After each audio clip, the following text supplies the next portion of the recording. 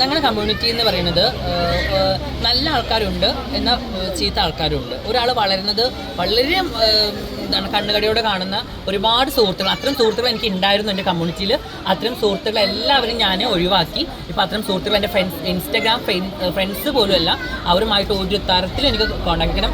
നമ്മളെ വീട്ടിൽ വന്ന് നമ്മളോട് ഭയങ്കര ഫ്രണ്ട്സായിട്ട് നിന്ന് നമ്മളോട് എല്ലാ കാര്യങ്ങളും കൂടെ നടന്നിട്ട് നമ്മളെ മറ്റുള്ള ഭാഗത്ത് പോയിട്ട് ഭയങ്കര ബാഡായിട്ട് പറഞ്ഞ് നമ്മളെ ഇമേജ് തകർക്കുന്ന കുറച്ച് ആൾക്കാരുണ്ടായിരുന്നു. ഞാൻ പേര് പറയാത്തത് എന്താണെന്നറിയോ? ആ പേര് പറഞ്ഞ് നിങ്ങൾക്ക് എല്ലാവർക്കും വളരെ സുപരിചിതമായിട്ടുള്ള ആൾക്കാരാണ് അവരൊക്കെ. അപ്പോൾ വെറുതെ നമ്മൾ പേര് പറയേണ്ട, അത്തരം ആൾക്കാരെ നമ്മളെ ലൈഫിൽ നിന്ന് മാറ്റുക, അത്രയേ ഉള്ളൂ. പിന്നെ ഞാൻ കമ്മ്യൂണിറ്റിക്ക് ഒരു അപമാനം ഉണ്ടാക്കി ഞാൻ എൻ്റെ ലൈഫായിട്ട് ജീവിച്ചു പോകുന്ന വ്യക്തിയാണ്. ഞാൻ കമ്മ്യൂണിറ്റി ബേസ്ഡ് ആയിട്ട് അല്ലെങ്കിൽ മറ്റുള്ള കമ്മ്യൂണിറ്റികൾ ഒരു പ്രോബ്ലം ഉണ്ടാക്കണം എന്ന് വിചാരിച്ച് പ്രോബ്ലം ഉണ്ടാക്കുന്ന വ്യക്തിയല്ല. നമ്മളെ മനുഷ്യന്മാരാണ്, തെറ്റ് പറ്റും. അറിയാണ്ട് ഞാൻ എൻ്റെ ഭാഗത്ത് നിന്ന് ചിലപ്പോൾ ചില സംസാരത്തിലൂടെ ഒക്കെ തെറ്റ് വരാറുണ്ട്.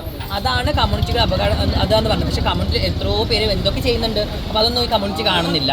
ഞാനിപ്പോൾ കുറച്ച് ഇങ്ങനെ ഇതായി നിൽക്കുന്നതുകൊണ്ട് എൻ്റെ കാര്യങ്ങൾ മാത്രം ചൂണ്ടിക്കാണിക്കുന്നത്. അതുപോലെ ചില കമ്മ്യൂണിറ്റിനൊക്കെ ഇൻ്റർവ്യൂ ചെയ്യാൻ വിളിക്കുമ്പോൾ അവരുടെ കാര്യങ്ങളെല്ലാം അവർക്ക് സംസാരിക്കണം. അവരോട് ചോദിക്കുന്ന ക്വസ്റ്റ്യൻസ് ആയിക്കോട്ടെ, അല്ലെങ്കിൽ അവർ പറയുന്ന കാര്യങ്ങൾ അവരൊക്കെ എൻ്റെ കാര്യങ്ങളാണ് പറയുന്നത്.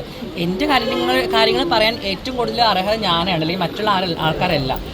പല കമ്മ്യൂണിറ്റിനെയും വിളിച്ചിരുത്തി ഇൻ്റർവ്യൂവിൽ ചോദിക്കുമ്പോൾ ജാസിയും ആഷും തമ്മിൽ ഇങ്ങനെയാണല്ലോ, അല്ലെങ്കിൽ ജാസി ഈ ടോയ്ലറ്റ് ആണല്ലോ യൂസ് ചെയ്യുന്നത്, അല്ലെങ്കിൽ ജാസിയുടെ കാര്യം ഇങ്ങനെയാണല്ലോ, ജാസിയുടെ ആഷുടെ അമ്മ അങ്ങനെ പറഞ്ഞല്ലോ. അവരെ കാര്യങ്ങളാണ് ചോദിക്കേണ്ടത് കമ്മ്യൂണിറ്റിയിൽ വിളിച്ചിരുത്തുമ്പോൾ.